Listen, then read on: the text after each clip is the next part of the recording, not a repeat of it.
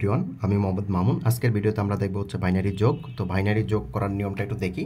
তো আমরা হচ্ছে বাইনারি করার জন্য যেই রুলসটা ফলো করবো সেটা হচ্ছে কি, যে ওয়ান ওয়ানে যোগ করলে আমরা জানি যে 1 0 হয়ে যায়, তাহলে ওয়ানটা আমার কি ক্যারি হিসাবে আসে, এবং 0 1-এ যোগ করলে আমাদের আসে 1, এবং হচ্ছে 1 0-তে যোগ করলে আসবে 1, এবং 0 0-তে যোগ করলে আসবে 0। ঠিক আছে, তো আমরা হচ্ছে এগুলোই অ্যাপ্লাই করে এখানে একটা যোগটা করব। তো প্রথমে হচ্ছে 0 1-এ যোগ করলে আমরা জানি কি 1, এবং 1 1-এ যোগ করলে আমরা জানি কি 1 0, তাই না? তাহলে হচ্ছে কি আমাদের যে 1টা আমাদের ক্যারি হিসাবে থাকবে আর 0টা বসবে।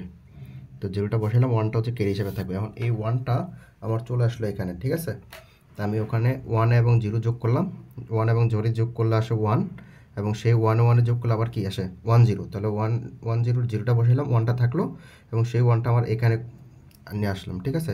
তো 1 1-এ যোগ করলে আমাদের চলে আসে কি 1 0, তাই না?